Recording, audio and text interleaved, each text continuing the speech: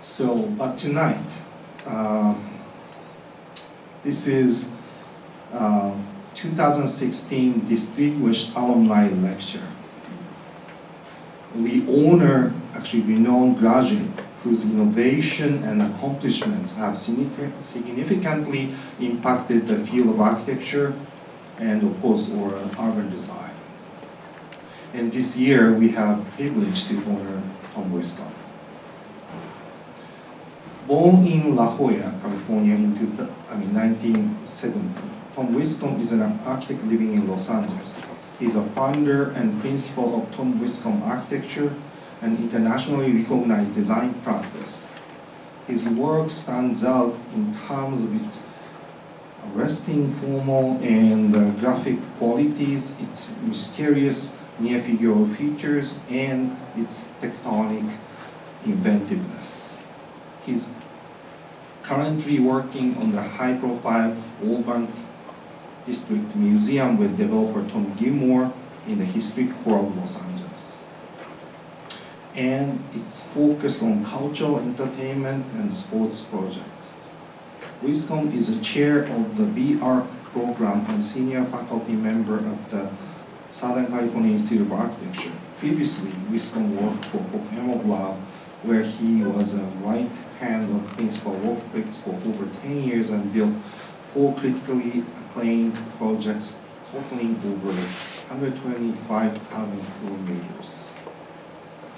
I met Tom 25 years ago, and I'm kind of scared to think about the time passed already. And that time, I was also working for Coop Himmelb, and I was actually getting out from there, and as he actually started to take position over there. And so since then, I've been seeing him once in maybe 5 years, and then as he started his own business, I started to pay attention to his project more and more, and I'm very much fascinated by his work, especially the sort of his desire to innovate, to really create the different sort of a possibility of architecture that really different from actually what we experienced before, but still kind of connected in terms of innovativeness. So I'm very happy to have him here, and please welcome Tom.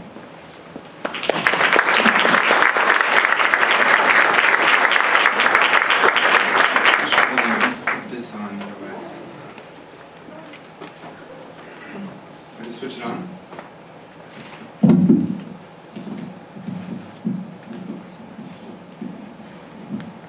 you hear me? Yeah. All right. Patricia, that was very nice. Thank you. I remember that day when you were walking out of the office. I think you've been working on the Devil's Open House. I'm sure what you were working on. You were leaving to build a giant stadium in Japan. I was coming in as an intern. Could we have the lights down, off, please? Thank you. Okay, that's good.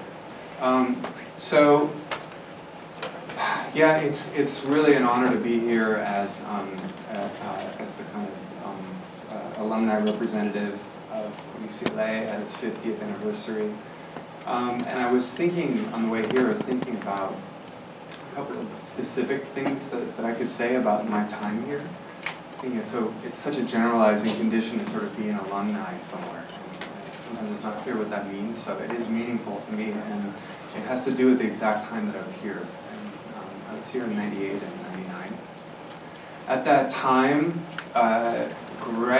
Sylvia and Greg were just coming in to school, kind of turning it on its head. Other people were here as well, Tom Main and Bob Sommel, Tony Vidler, Jeff Kipnis, who was brought in by Sylvia, as was Peter Eisenman to do a workshop, and Zaha and other people. And it was really undergoing a kind of rebirth, and it was really exciting. And the reason why I mention that is that I think it also signaled a time when discourse, architectural discourse, was assumed to be located on the East Coast, and in particular, in New York and other areas. You had any Corp doing conferences and any number of publications. You had zone books, which we all were reading, coming out of MIT. You had, of course, Bernard Tschumi running Columbia, which we all remember. And it was just assumed that that's where discourse came from. It came from the East Coast. And I think that when I think back to 98 and 99 were kind of a sea change.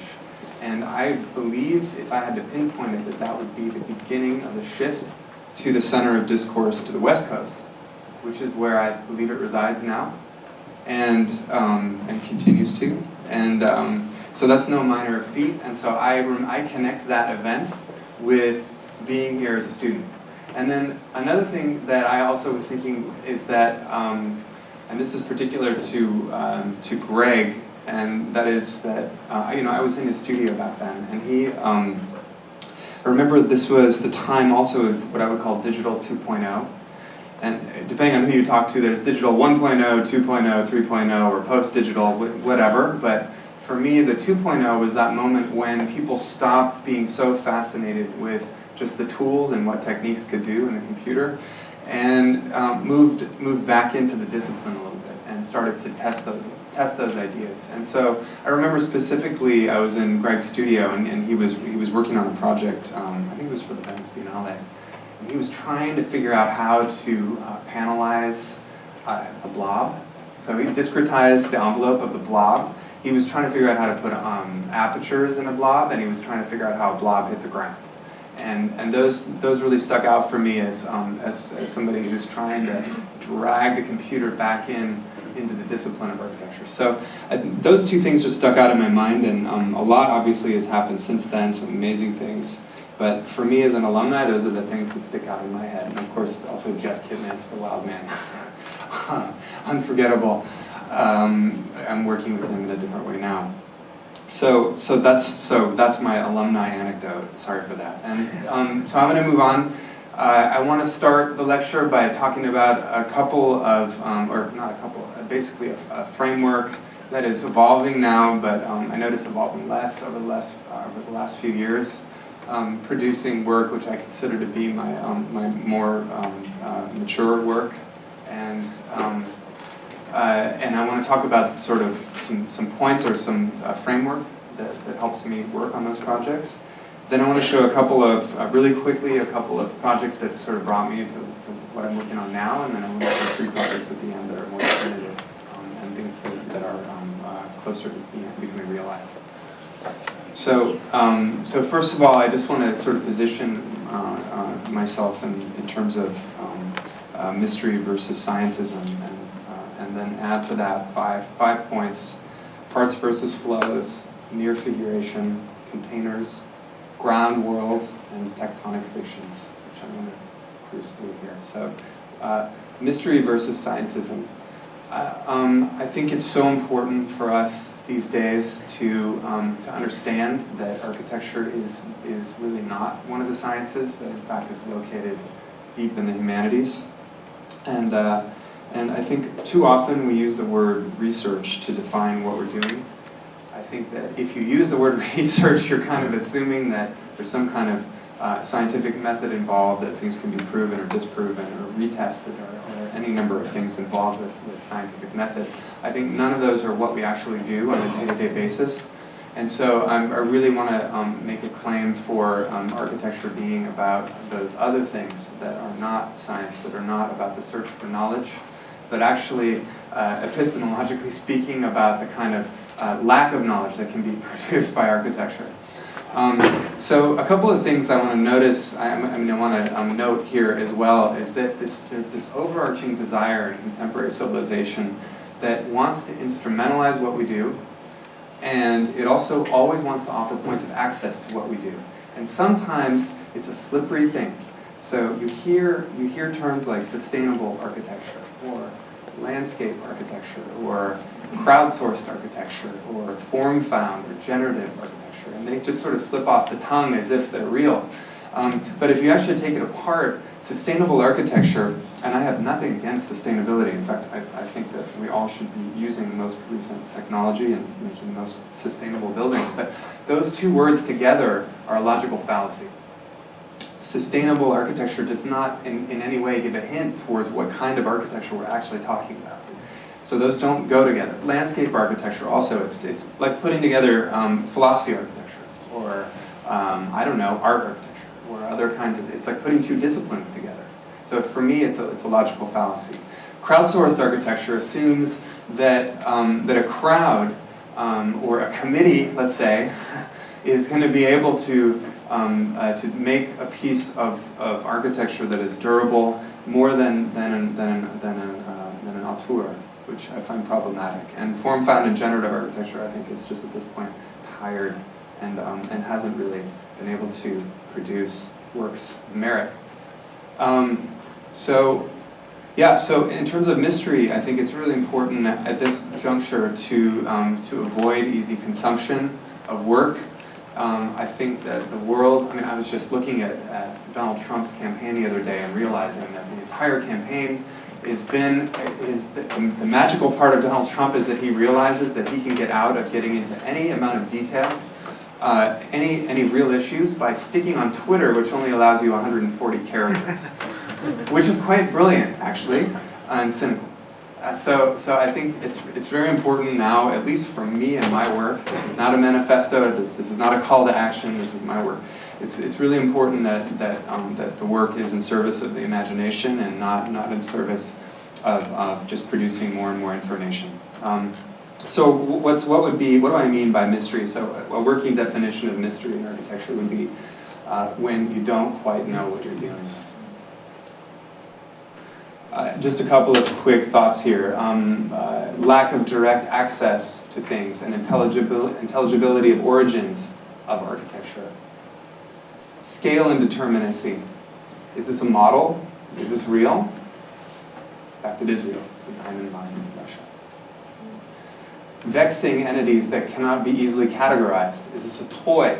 Is it a monster? And a materiality of blackness and its twin mirror chrome. So not material or truth of materials, but the qualities of materiality and things that have withdrawn or other qualities. So just to wrap this up, I would say that in my head there are, not that there are two kinds of architecture, but that this is a way of classifying a lot of architecture, contemporary architecture, and that is in terms of conduits and terminals. So you have conduit architecture, which is very, very often about reifying flows or applied flows of people or information or all the things that we think are flowing around us. Sometimes they actually look like flows, like hardened flows.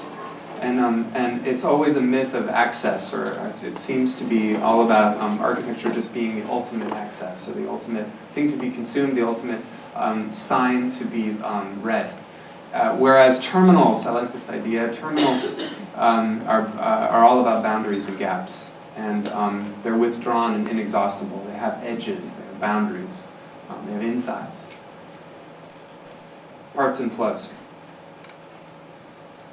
So when I went to school in undergrad, and right after that, there was a great article called Landscapes of Change from Sanford Quinter, which I still think is a very, very important piece. And he showed this image, which is an image of an epigenetic landscape from Conrad Waddington. And it basically was talking about the intensive world beneath all the things that we see, controlling those things that we see. And that what we should be really looking at is the stuff underneath, behind the curtain or underneath the surface. And so there was a lot of discussion of intensive qualities of things. So in that case also there was a lot of discussion of flows, incremental variation, and becoming. Whereas I think that a fresher ontology of the world would be one that considers all of the diverse and strange parts that exist in the world, and that everything has a certain discreteness to it, and I like the word chunkiness to it. And I think that also implies a new kind of part-to-wholism, which really doesn't require the word whole necessarily, but the idea that you don't put together parts, or that you can't subdivide a whole into its parts, but that parts also aren't, that you can't, basically that, okay, let me just start over. So the strange Mariology idea is different than part-to-whole in the sense that it allows, and this is the strange part, is that it allows things to exist both as whole objects, even when they're as whole objects within an object, or also as whole objects. So for instance, my body is a whole object, and then each individual molecule or cell is a whole object. And you can understand all of those things on a kind of flat plane next to each other, rather than in terms of a hierarchy into which we often put things into. So, so we're talking about part-to-part relations here, and the way that things can brush up against one another, or let's say squish into one another non-destructively, and yet still retain their objecthood or their identity. And I think that's really important. This is really different than the project of deformation or mutation. Things retain some of their objecthood, no matter what, in all cases. So this led me some years ago to start to think about this idea of flatness and what happens when you put a kind of when you put everything next to all other things, both gigantic and tiny. And I started to think about architecture in terms of, and I don't like this word, but I'll just use it, in terms of its elements. And I realized that there's often the assumption that interior comes from mass, that articulation is applied to mass, that ground is under mass, that there's a kind of implied hierarchy when we begin to think about disciplinary issues. And I thought, how would it be if we put those things side by side on a kind of flat table? But what would that look like? And what would that mean for architecture? So one of the things, and this is kind of crucial, actually, I would have to say, for the work that we've been doing for the last few years, taking things apart so that we can put them back together again in new ways. But they first have to be taken apart and understood as things. So one of the things is that you start to, I guess there are different ways of going at this. Once you've pulled everything apart, you can start to say, well, now how do we reconstitute how these things work with one another? Things can be in total alignment, and we've heard a lot about that in recent years. The idea of systems and subsystems always being aligned in architecture, and everything being like kind of sliding off the everything being in total and perfect integration. And then there's another, I think, more interesting and contemporary approach, which is to kind of misfit or loose fit things together. Such that it, for instance, mass to interior, so like a misfit of an interior to a mass, or mass to ground, a misfit of mass to ground, or mass to surface articulation, which I'll talk about in a minute, or systems to subsystems. So these are some of the things that come out of my office in the way that we also archive them, and it's you know, I always hesitate to show this because it is a kind of an archive, but it also starts to show that these are sort of pieces or parts of things. Sometimes they're whole projects, sometimes they're pieces of projects, but they're the pieces and parts that matter in things, and sometimes they get reused. I call them models, and these models penetrate all the projects that we've been doing for the last years. So near-figuration, strong figures, weak form. There's a discourse which you guys are aware of between Bob Somel and Greg Lynn, not recently, but some years ago, and a really interesting one. Moving towards shape on the one hand, Bob says shape is easy.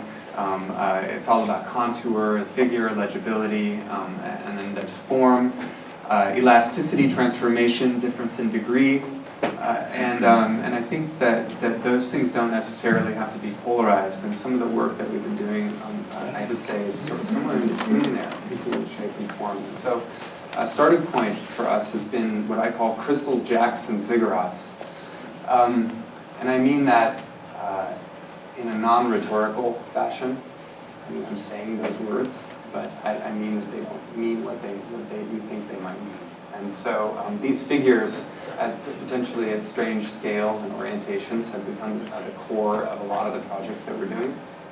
And below, some of the sort of more hybrid, strange ones, call them Ziggurats and Ziggurats and other things like that. And then the idea of the near figure, again, sort of slicing down between shape and form, where you have this legibility, in this case, both of the kind of outer envelope and also the inner one, but you don't quite know, you don't understand the figure in full. You get parts of it, and your brain has to sort of fill out the rest.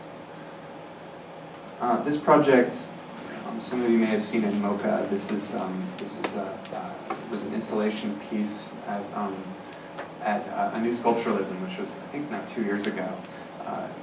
Interesting show, lots to talk about from that show.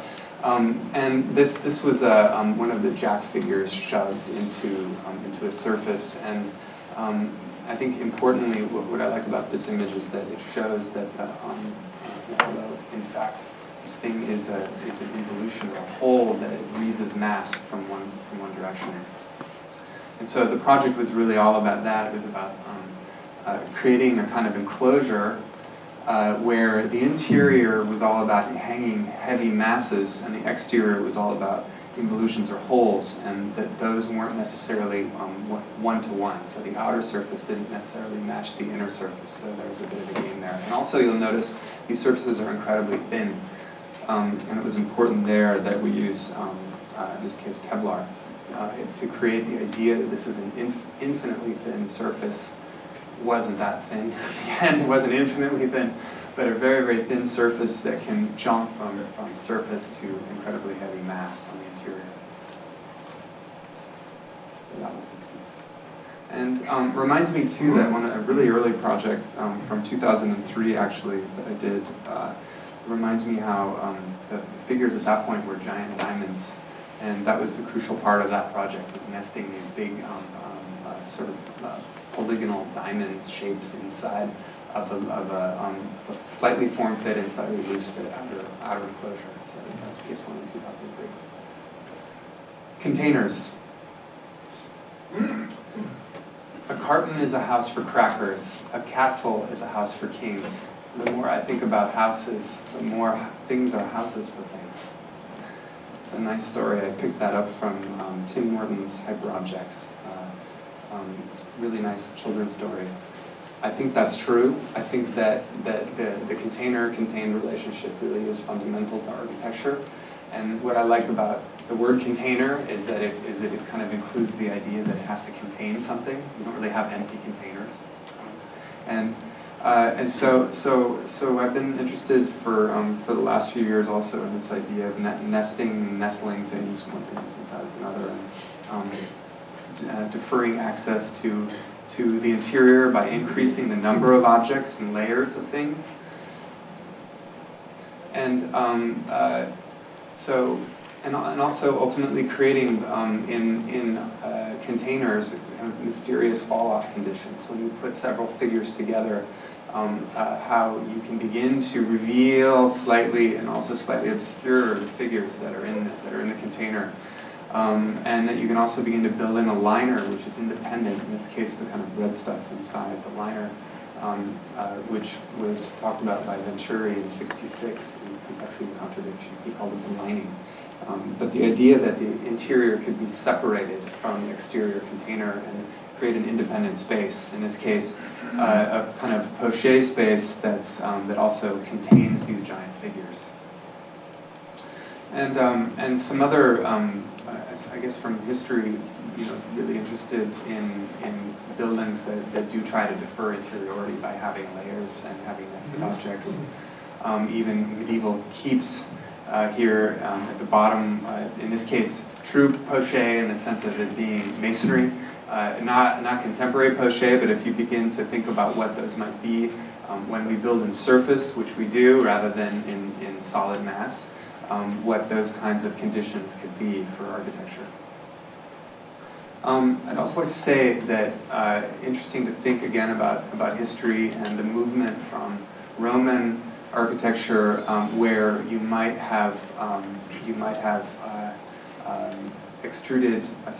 engaged columns with infill walls, and that might constitute the wall, both from the outside and the inside. And to consider that against something like Alberti and the pilaster beginning to fuse with the wall itself, no longer clear where structure is and where a wall is, so no longer infill wall, or if the pilasters are decorative, it kind of doesn't matter if you're interested in faciality. And then thinking about the really important San Carlo from Borromini, where you can actually delaminate this liner or lining from the outside shape of things to the extent where there's an unknown and unknowable space in between those two surfaces. So some projects that we've worked on have really tried to capitalize on that space in between, and even increase the number of types of space that you can get. So in this case, you can kind of see trying to tabulate here the number of types of interiorities that there are. So you have inside of the figure, then you have in between, you have in the container, you have inside the liner, then you have in the figure, and then you also have in the world. So this is kind of deferral of different types of hidden interiorities, which you see in this project here, another container or stack project. Okay, ground. I think that this is an important point to make that has been made by many, but I think it's important to underline it again because it still is out there, and that is that really no amount of information can make architecture. And I think that this discussion of data mapping, form finding, auto-generating represent really an ideology that's produced little durable work. It sounds great, but ultimately I think that it is extraneous to architecture and to what we actually do. And at the same time, I think that ideas of nature are also very vaporous. We talk about nature a lot, and it's definitely come into architectural discourse, although it gets bounced off a lot because people don't quite know what to do with it. And I would say that nature is really, at the end of the day, it's synthetic. I love this image because you go to Google Earth and these polygon trees are really a more accurate representation of where nature is today than like looking at a picturesque image of nature. These, of course, are probably artificial in a park. We don't know. But I think that especially now in this era of the Anthropocene, which is basically the Industrial Revolution to today, where we've, as humans, have begun to terraform our planet, and not begun, we've actually completely terraformed our planet. And so I think that this idea of land and ground and all of that really need to be reconsidered in architecture. So I guess what I'm arguing for is that architecture becomes architecture when it's severed from nature. So some projects that I love are those that defer landing, like deferring interiority, so things that are discrete. The case of the Whitney, the Uptown Whitney, it's an amazing figure kind of standing in a hole, and the thing I like most about it is that you can enter it at mid-level, so it's as if you're taking a leap into the building rather than entering at ground level to an extruded building. And of course the reference back to Ledoux, the sort of sphere sitting in a hole and then being entered again at mid-level, both really important projects. So here's some against architecture equaling landscape. I think that architecture is not landscape. I think that that's extra-disciplinary, and that it often seems that by becoming kind of lump or landform,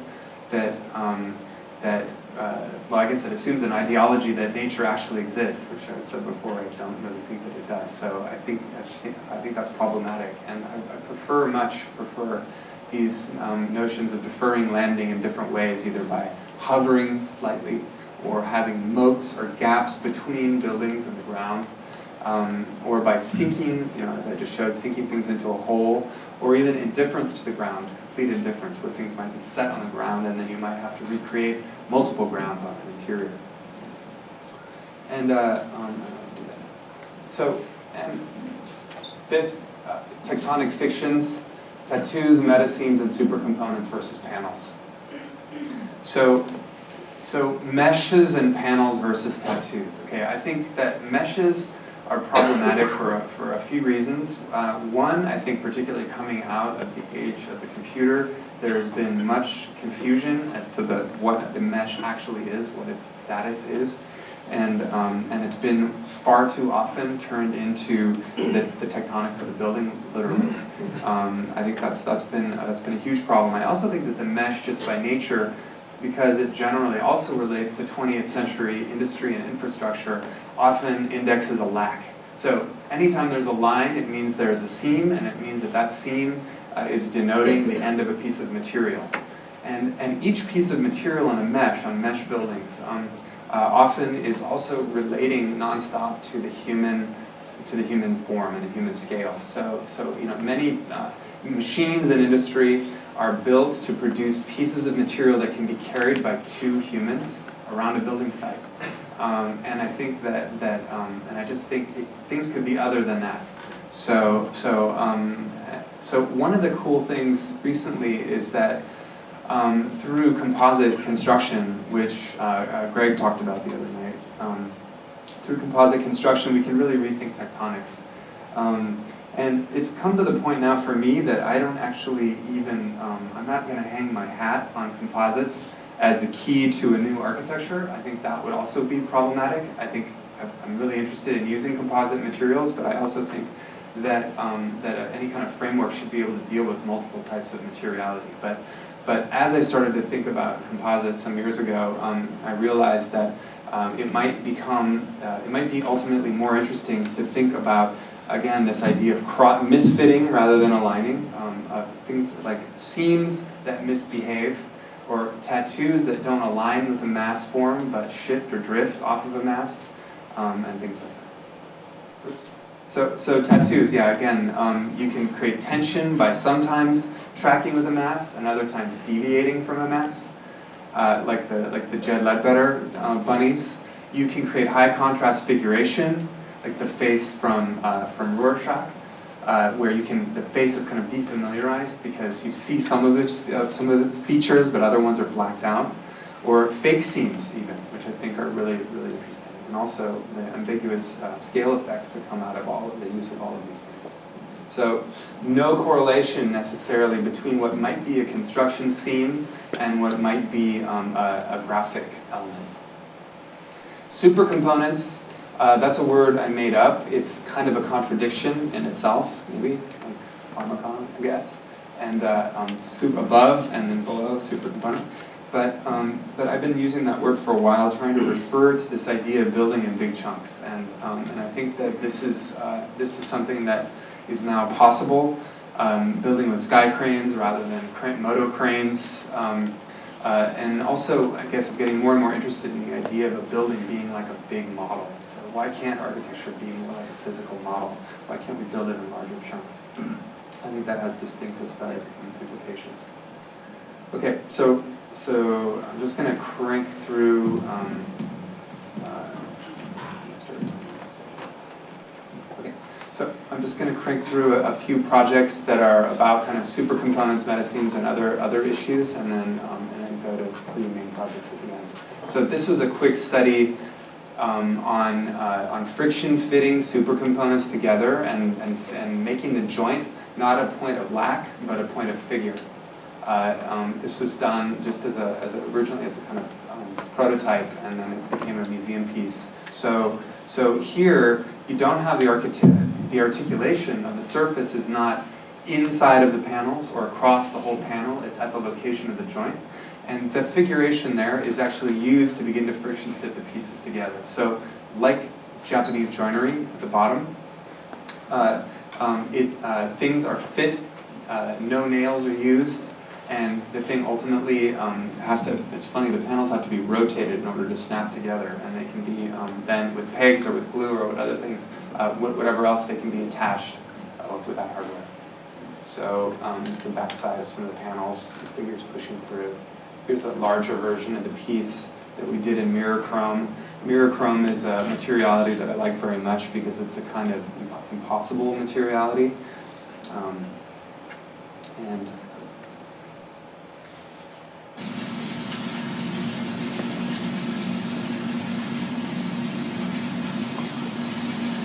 So this is intended, these things are intended to be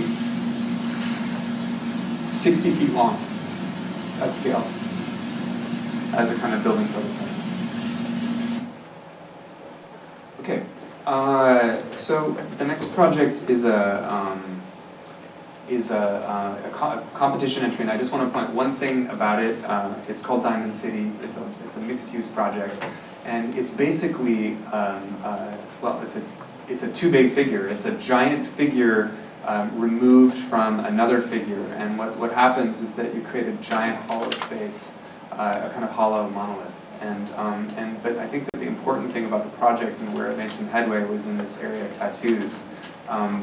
We were looking at how to make something that would both know what the mass is that it's on, but also not know and forget. And so we developed a series of techniques to begin, I call the light studio, to begin to use reflections and halos and other things to create features on surfaces which are not they're not germane to the surface geometry itself. Okay. So here's some moments you can kind of see. Not only does are there sort of bubbling or strange warps or whatever to the line work. The line work is changing from thin to thick. This is all built into the model at this point. So we've taken a render and we've used the render in order to produce the articulation of the surfaces. And then another thing that happened was very interesting. We ran the tattoos right across multiple different types of materials. So it goes from opaque to glass, and it actually disrupts and continues across the glass and has other kinds of warps and flourishes and things like that that have nothing to do with the underlying materiality, but it kind of starts to unify the whole project. So, and I guess what I like about this too is that it gives a kind of ambiguous reading of the thing. Like, should I be reading the white lines on it? Should I be reading the mass? They seem to have a kind of, the hierarchy has been disrupted, and they seem to be kind of equal but different. Okay, Taichung competition for a library and a museum. The main idea was to push a library through the top of a surface so that it could have daylight on the left, and push a museum up from the bottom into that same surface so that it could be self-shading. So this is the piece. The surface itself begins to delaminate and create a sky level, which has a restaurant and shared services. So you have to, while you keep everything separate and distinct, the roof element and then the two figures, this thing ultimately sutures everything together without literally connecting.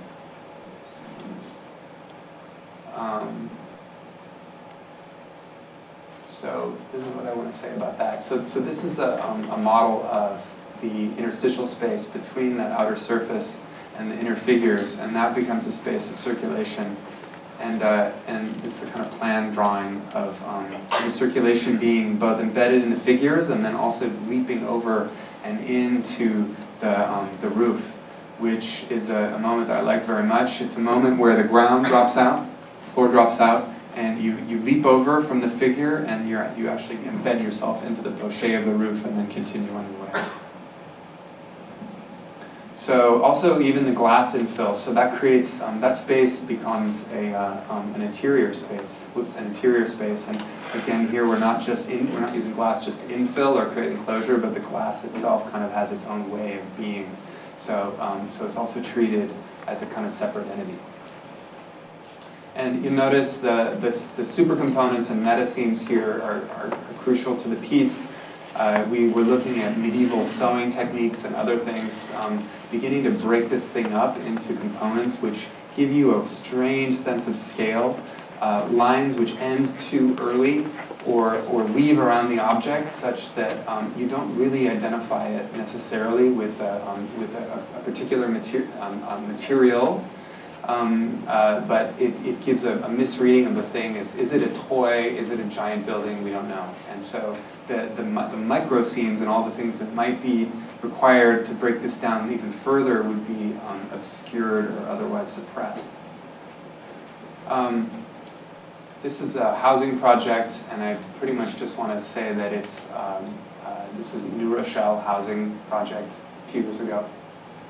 it was interesting for us to have figures inside of a container that this time included really dumb bars that we knew we were going to need, but also crystals and jacks and other things, and to have an incredibly tight fit type of container, have a loose fit container that could have shared space, and then also have a container that would actually be too tight and it would shear off some of the figures. So those are the three conditions of the project. And you see them here, I'll let you see it maybe better here. So there you have on some of the kind of boxy-like areas a super tight fit of the container, and then other areas like on the sort of crystalline thing on the right being loose, and then you see some cuts in the facade as well, the yellow areas where the figure itself is sticking out and got sheared off.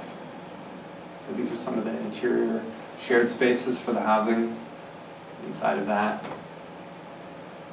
And you see also that in this case, though we hadn't done this before, in this case we started to use the meta seams to help us break down the surfaces, not just into different kind of uniform surfaces, but different types of materiality. So here we're using it to break down into perforated material versus opaque material and kind of weave the whole thing together in a non-standard way.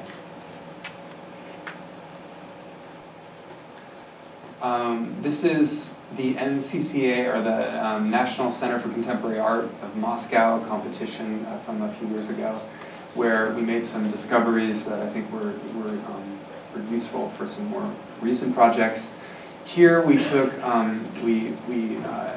first of all, took the idea of a container, but we wanted to mess it up a little bit. So we said, well, what if some of the objects are not contained entirely, but they're pressing in from the outside? And what if some of them are half in and half out of the container? And then what if some of them are all the way in the container?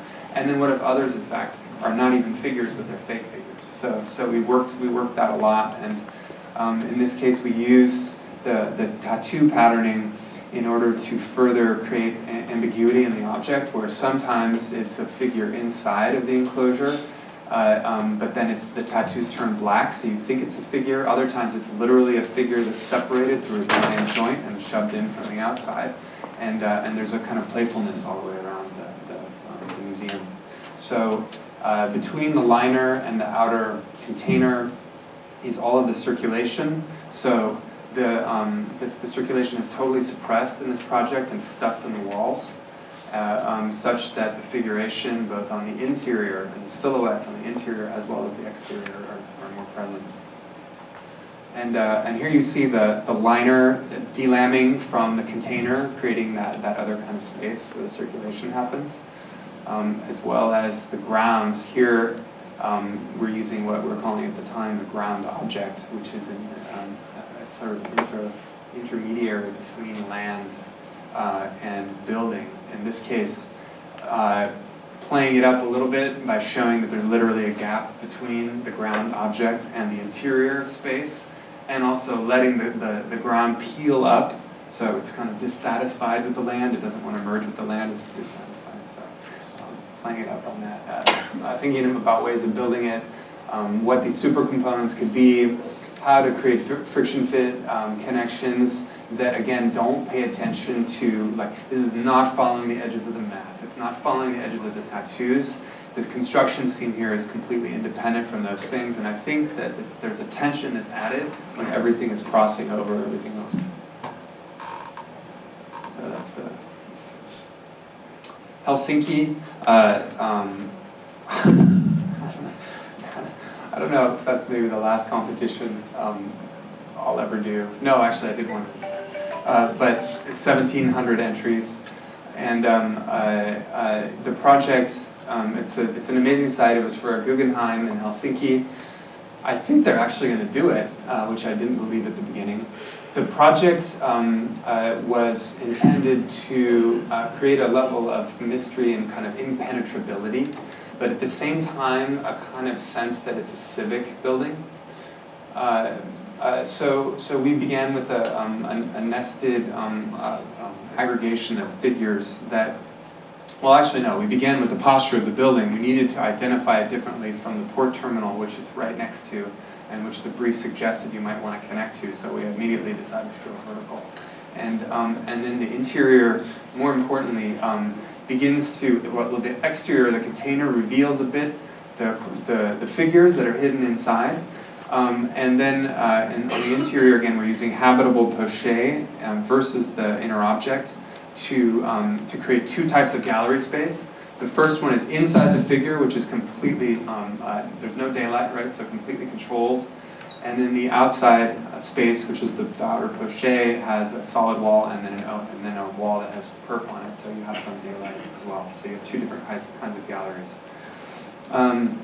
In this project, we began to think of how you could have an object which would be otherwise fully autonomous from the city, how it could interface with the city by beginning to create its own ground, rather than accepting the ground that's given and just standing on it. So we used that to begin to make a kind of plinth object, which even then cast sort of a shadow onto the plinth, which then didn't match the plinth either. But you notice here, this model was important, I think, because you notice that while the container seems to have a figure to it, that you begin to read, especially at the bottom on little crystal tips, you read that there's a kind of other figure that's coming to bear on the piece, but it's never given up in full. So the interior spaces of that, this is the inside of the figure where you have controlled galleries. The model, there you see the two types of spaces. And I think here, rather than ground being established really by that plinth element, I think the ground here is really a non-ground. It's the moment where you're moving from gallery to gallery, and you're suddenly in the space of architecture where the ground drops out and you're on a bridge, and it's a fully three-dimensional experience, like in this image. House project, Griffith Park House. This one's moving a little bit more tougher towards independence of the elements of the project, so much more partness than some of the other projects. Literally using techniques that will highlight the joints between the objects such that they create deep shadows and seem even more like joints, but riding the line where it doesn't completely fall apart and turn into collage. So we were thinking about different typologies here, in terms of containers, and the idea of the Baroque plan as being all about compartments, an awful lot of compartments, and the free plan, which is about the kind of grid endlessness between fields, the Raum plan from Los about volumes, sectional object about incongruity of inner volume with outer, and in this case we started to let some inner figures completely breach the container, and then we had to figure out what to do at that point. So we began to slice in order to create some kind of possible but not quite new object. Here's one of those moments. Pulling it off with a white glove, I don't know why he's got a white glove. I never thought of that. But you see that there is some form fitting and some embossing of objects into this thing, and somehow when you put them all together, it sort of creates a new thing. And here the inner liner, or the container actually splays out, and the inner liner actually becomes part of the elevation of the piece. So because it has to wrap around one of the figures, what was interior is now part of the elevation, which I thought was interesting, although I haven't fully figured out what that's good for. We use some reflections of interior objects onto the outside in order to create some meta-seams and some possibility of leaping between objects, so trying to suture them back together like Frankenstein, basically breaking it apart into parts and then suturing it back together through things like images or reflections that will just go nonchalantly across multiple parts. Okay.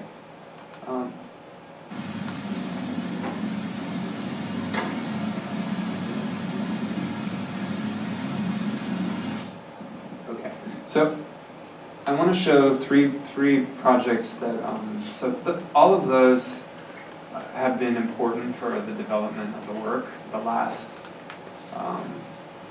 let's say 2 years, actually I'm showing everything from like the last 2 years, I think, for 2.5 years. and so those were the kind of developmental projects, and then these are the projects which are closer to realization, either because they're actually closer to being built, or because they're closer in terms of what I consider to be realizable. And I mean, I'm really excited about these projects, and it marks a kind of moment for me also, I guess, in my growth as an architect, where I want to be able to do that. I want to know how it's going to be built. I want to know everything about it. So this is a project which you may know about called Domino Sugar Factory, which is master planned by a shop, Greg Pasquarelli, with field operations. It's a huge project on East River in New York. You may know it. It's right on the Williamsburg Bridge. And we're talking here about a major development. And I'm looking at Site D, which is a double tower with a kind of sky level in it.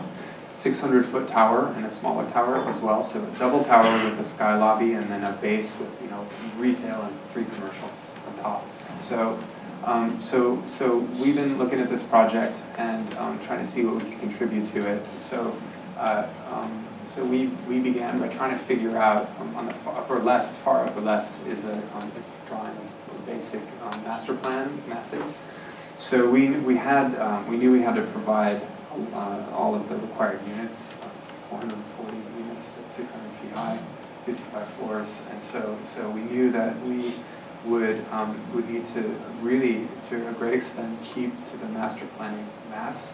So this became really a subject of just slight tweaks in order to get to where we needed to go. So first of all, we decided that we can't have the kind of fusion between what's on the ground and the towers. We can't have the fusion between the sky lobby and the 2 towers, and that we really want to move towards something which is ambiguously 2 towers and 1 tower, depending on the kind of point of view. So this is the project that we did, and again we used this idea of self-reflexive reflections, like in this case literally the towers now, completely isolated from their local environment, beginning to reflect onto one another and create figuration on one another. And you'll notice on the upper right, I don't know, we all thought that looked like a bunny rabbit. Maybe it does, maybe it doesn't. But the idea that there would be some figuration that would leap from one of the towers onto the other and create these kind of misreadings of the tower as you move around it. So that was really our main move. And then defining those 2 types of patches. It's a patchy project. One of the patches begins to relate to the kind of given, frankly, really economical punch window size of what a lot of those towers need to be. And so we literally took that, the punch window, and then the other part was something that was less familiar in terms of scale and orientation and other things, and that became a glass curtain wall. So this is the model of it. And what's interesting too for me is that it's not like, I don't feel like it's a complete piece. I believe that the black could shift more or move around, if it needs to. I'm not totally sold on this particular configuration, but I like the idea that it could change and that we could have more punch windows or more curtain wall or do whatever we need to do. It's hard to see it, but if you could see that there are gaps between all of these different elements here, not only between the black and the curtain wall, but between the sort of ziggurated sky lobby. It's sort of floating in there with joints all the way around it, and between the 2 towers and the ground object, it's also, there are lots of joints everywhere. So everything's separated. We were thinking about Mies because it's almost the same size as the Seagram Tower, and it was interesting to kind of compare the idea that we would have on this project. We have like 8 grounds instead of Mies's single new ground on which it's built. And I love this project, the Mies. And so we thought that was interesting, and then we thought, well, also in plan, there's some difference here. Instead of having the mullions attached in such a way that they create a verticality effect on the outside of the thing, we built them in these V-shaped elements for the curtain wall to create these meta seams. And at the same time, we're also dealing with 2 different facade types, so they run into each other every once in a while. So I think it's a kind of it's a different time, it's a different relevance. But there's this weird signaling of one project to the other, at least in my mind. And here you go. This is the sales pitch. So yeah, we have bedrooms. Yes, we have openable windows and everything. Leasable square footage. So here's the kind of final rendering. I think you can see it better here. So there you see the punch windows, slightly set inside. This was a big discussion whether they needed to be planar with the outside, not kind of set them in so that they would be more familiar even. So right now we're at about 500 feet and big joints between elements, as I was saying. Single floor plate units at the top, and then breaking down into 4 to 6 units on the lower levels. So that's Domino. This is Kinmen.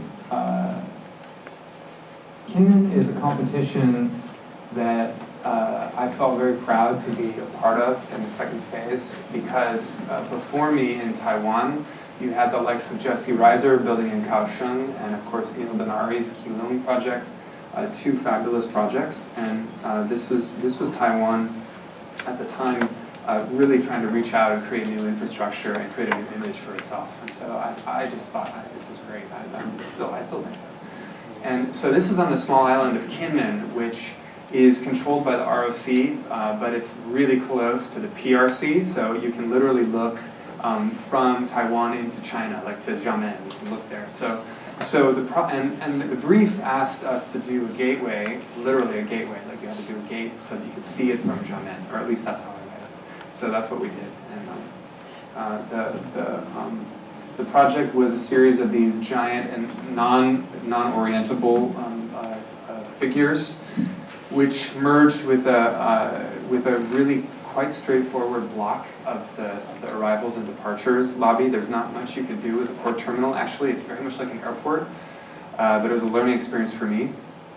And then we began, and there's a roadway that gets up to departures. There's arrivals down below. So in a way, it really is like an airport. And here's where we started to work on that moment of connection between the figures and the shell. You'll notice, and I'll come back to this in 1 second, but the panelization there's something wrong with it. That's not a mesh, and that's something that we worked a lot on too. There's a kind of believability to it and slight familiarity to it, but also there's a kind of impossibility to it. So in section, what you get when you add these figures in there are things that we needed in the program. For instance, the ability to create a kind of boat traffic control. So we had to have certain heights to look down at the boats. We also wanted to create these vaults between the outer container and the inner contained objects. And so inside of there also are the more controlled spaces, commercial spaces, office, things like that. So the rest is just open lobby. So here we are inside of one of the figures looking down onto the people in the arrivals hall. This is a view from the water, looking at one of the figures, which we use that trick from New Rochelle where we use the meta-scene to also switch materials to perf. So you can look through and see that there are in fact windows behind that as well for all of the office spaces that are in there. Some patterning that we were riffing on some of the local patterning from Kinmen. We specifically asked for in the brief, and we at first didn't take it seriously and didn't know what to do with it, and then we realized this is great. We can use this. So we created a hybrid pattern of sort of a parallel striping, and then also these more maze-like patterns on the skin of the beast. This is the model that we did. It was about 15 feet long. The roof accessibility, giving back to the local community. All the parts, and the plans, pieces in it. And here's the way it would be built.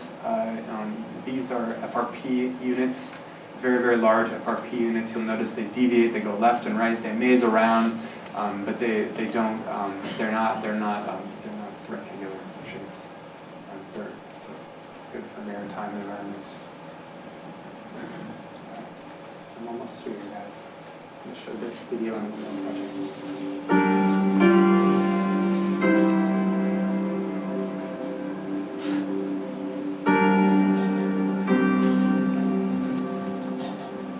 Oh, and by the way, we didn't win. believe you had the winner here speaking this semester. I saw it on the poster, or was that in the fall? Ishigami.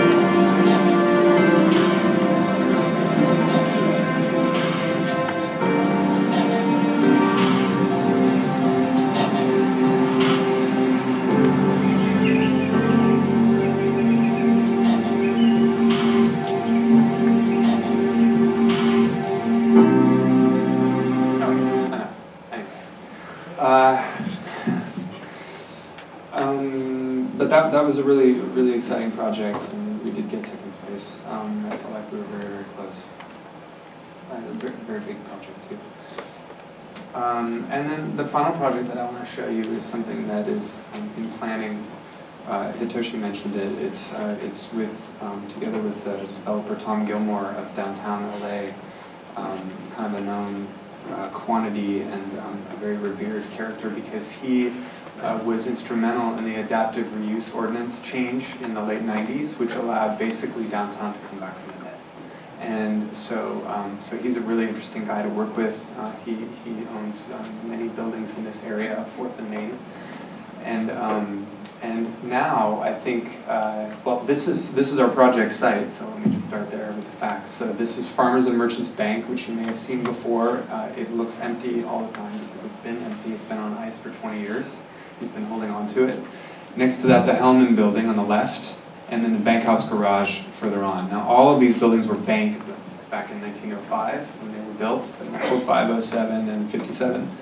And they're functioning buildings. Well, Farmers and Merchants is now empty, but it will be. Hellman building is a loft building, and the Bank House garage is literally 6 levels of parking. And so the idea here was to create, these are some of the spaces inside of it, but the idea was to create a museum that would not be a collecting museum. It would be a kind of very contemporary gallery to show the work of LA artists, in particular downtown LA artists, but really more broadly LA artists. And we decided as a site that this thing could basically inhabit all of the nooks and crannies of all of those 4 buildings, including the rooftops, the basements, the vaults where the actual bank vaults still are, and then Farmers and Merchants Bank as well.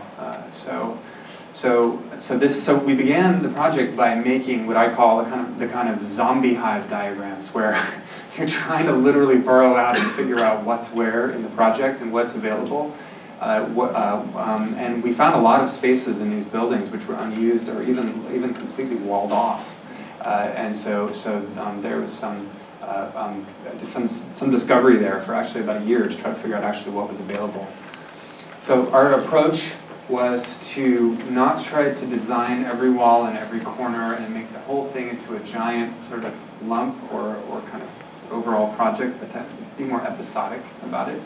So we decided on these 9, although it was at 1.7, then it was 11, but 9 for now, 9 objects that are in play in this thing, and they're designed such that you're always near one, inside of one, next to one, or you see one in the distance, so that you sense that you're still in the museum, but that we also let the historical qualities of the buildings come through as well. So it's not, it doesn't try to be in your face all the time. These are some of the pieces. These are actually more worked out pieces of the project now, sitting around in the office. So yeah, the museum is primarily in the basement and sub-basement of 3 of those buildings. There's a 40,000 square foot gallery down there, and then another 10 actually in the sub-basement, and then you connect up to the roof, and then the rooftop becomes a sculpture garden for large-scale sculpture, an amphitheater, and a cafe as well. So this is the facade facing Spring Street Park, which is a video art wall, and it's also inhabitable, so you can climb up the thing, through the thing, and then onto the roof, which was originally intended as a 4th means of egress, but we folded it into the idea of the project, and we're also able to connect it to the park, which I really like. The facade to 4th and Main, we're basically renovating the facade on the parking garage, which is now just concrete panels, to open it up to allow more air flow through, and give you a hint of what's to come on the roof, but not really revealing in full what's going on up there. It just basically wanted to draw your eye up to the top without telling you what it is. This is the entry to the museum. You come in, orient yourself, and then immediately we're starting to saw cut holes in the floor, open it up, and show the sort of 3-dimensional environment of these open spaces. There's the basement. We're dropping the floor and some of the slab. We're keeping a lot of the vaults in the space as well. In the distance, you see what we're calling the void. Here's the void. So this is an important element in the basement where it's connecting 4 levels together, and a sub-basement with the main gallery level, with the ground level above, and then the mezzanine level above that. So it's one of the only moments where you actually get a sense of sort of relief from the relentless and huge gallery space that's down there. Other areas we're in the parking lot, so the museum starts to also infest the parking lot. Here we have a mirror chrome ceiling, which again signals to you that you're still in the museum somehow, but you're actually you're crossing through the parking lot to get from one area of the galleries up onto the roof. Now the restaurant is an important part of the project too. That's inside of Farmers and Merchants at 4th and Main. And the idea is that this is a museum restaurant, and that the museum is fully present all the way around you while you're in the restaurant. So we worked on that and began to work on this what I call the multi-jack inside of the space. Among other things that we need to do in there, this is a kind of a strange object in the inside that's used for a multimedia theater for the project. And this gives you what it's doing. So yeah, so that's Farmers and Merchants with the roof taken off.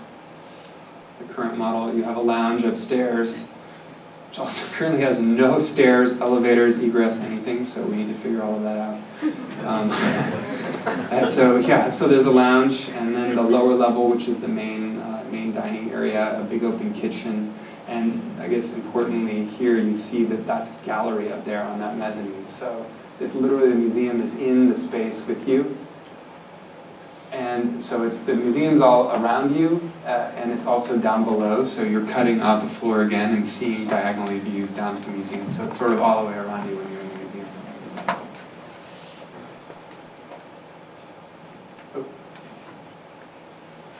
Connection down to Spring Street Park that I mentioned before. This is an important view for the project because it's, we call it the 5th facade, because it's an actual view from the tall buildings of downtown. So this is from the gas company. And there are other higher views from the Harry Cobb IMPA building as well. But those view lines, because of zoning, will never be blocked. So this is a crucial view from the city as well. And plan of the roof. So on the roof, it's a giant promenade with a cafe on the right and an amphitheater on the left. For arts events, outdoor cinema, symposia, things like that.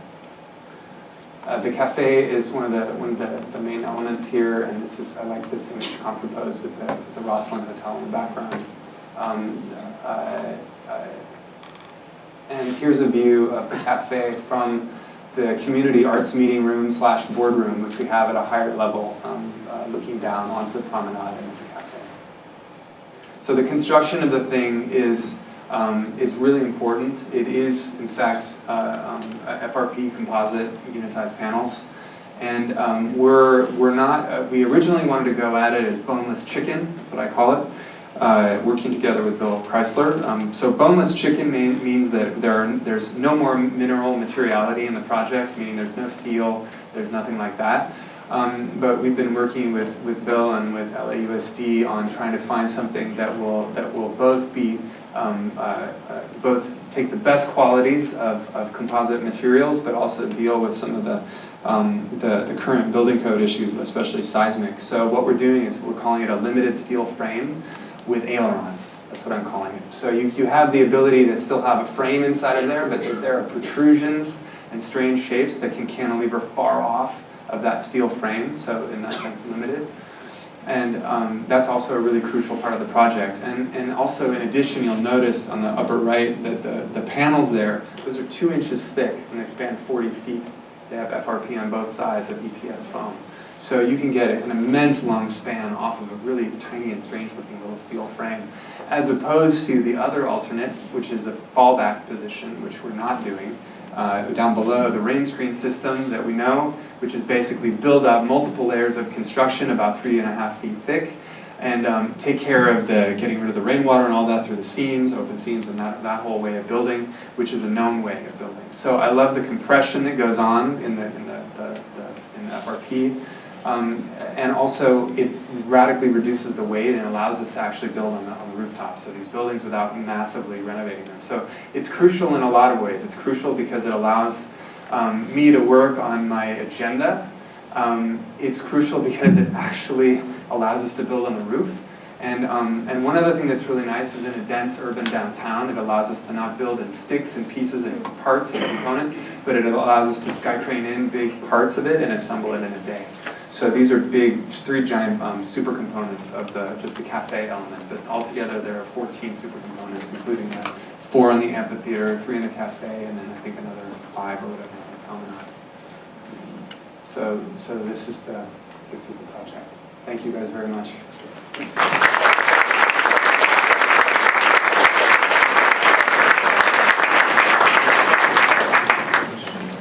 sir. I'd be happy to have some questions. If you like, if I didn't go too long. We started late, so Anybody wants to ask any questions?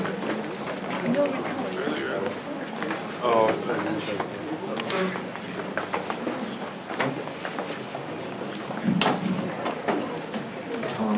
yes. Thank you first for I thought your lecture was beautiful, and I have to say, I've admired your work for a really long time, in your office for a really long time. The latter work is some of the stuff I haven't seen really along the way. But so, and one of the things that I admire about you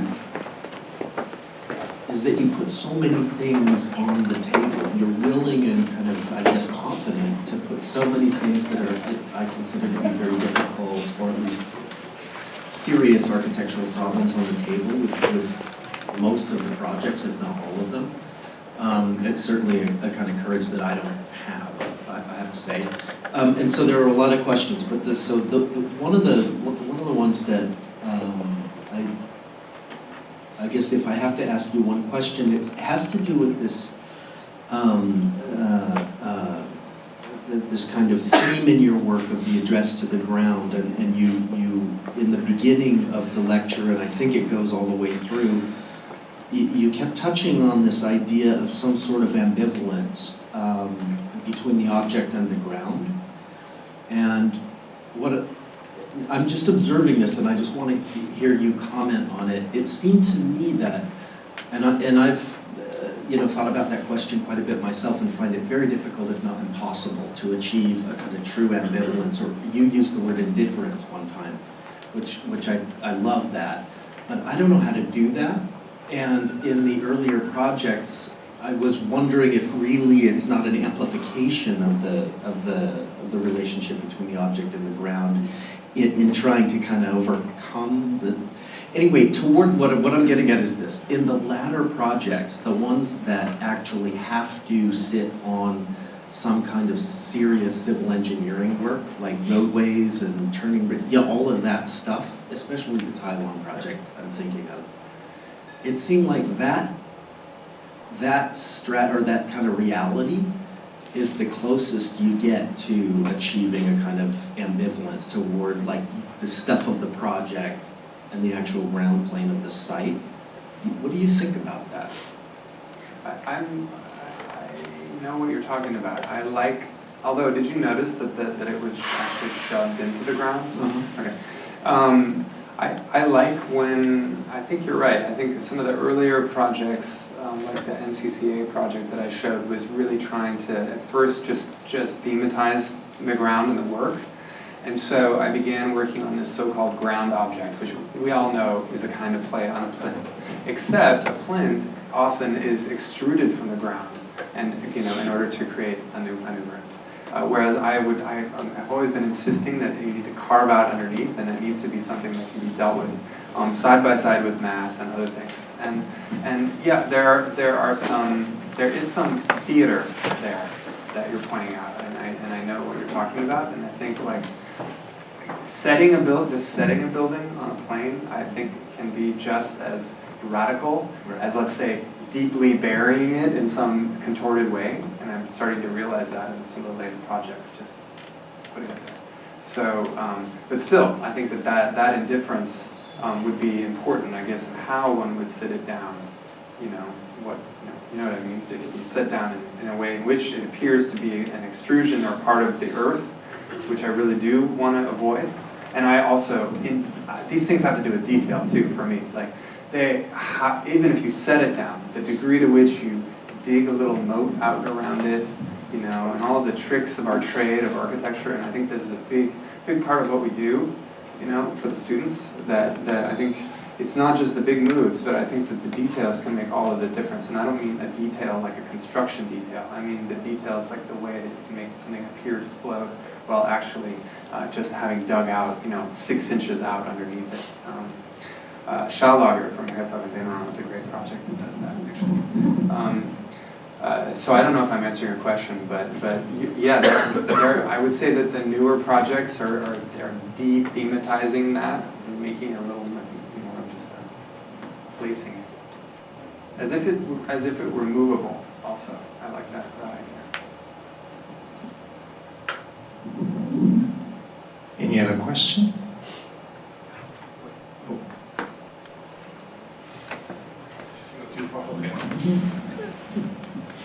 Thanks, Tom. On a different, well, in terms of grounding and commitment, or not ambivalence, would love to hear about the new pedagogical experiment at SciArc and what you're doing there. Sure, thanks. Yeah, well, so I'm chair of the BARC program at SciArc since September, and with Hernan, who's the new director, together, and basically I'm trying to do a couple of things there, and I think it won't sound totally different than what I've been talking about here. I'm on a mission to make sure that we really work on disciplinary issues. And I don't think that was true of me even some 5 years ago, but it's becoming more and more true as I get older, and I'm really interested in it. And so one of the changes that we're doing in the VR program is to really make sure that the students are able to not only have positions in architecture, but be able to express those positions in building designs.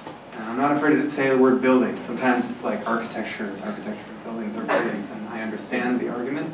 But I also think that the work, a lot of the work that we do that's our best work and the best successes in what we do are the actual buildings. And so I don't want to shy away from that. In fact, the opposite. I want to go full on, and I want to develop a curriculum, and that's what we're doing, that brings people into the program in the very first year and starts to talk about disciplinary issues. So some of those are mass, interiority, ground, surface articulation, apertures, things like that I mentioned actually when I started tonight when I was talking about Greg's work in the late 90s. And we push those all the way through the curriculum such that the students at the end can develop a repertoire and have an opinion of those things. And so I don't think that a position alone without a repertoire working is the point of the thesis. It's the point of actually being able to execute on a position. So that's the one thing.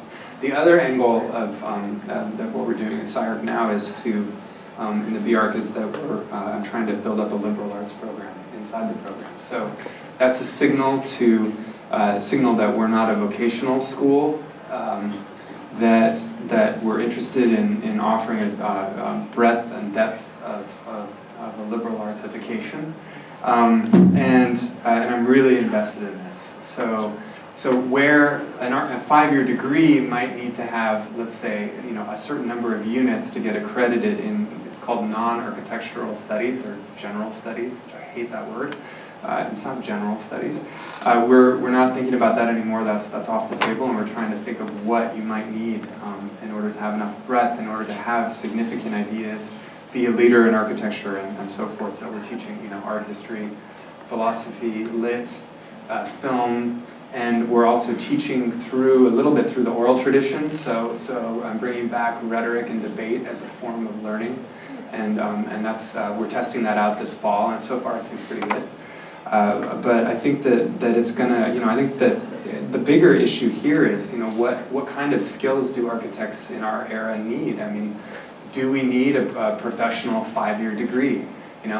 If we do, what constitutes that? And it can't be what constituted that thing 20 years ago. It just can't be. So I think that people have to be much more broad thinkers. They have to be much more savvy. And so I think it's a crucial thing, and I'm really excited that we're able to put it together. So we're beginning to execute that right now for the fall. So that's great. Okay, that's it. Thank you very much, Tom. Thank you.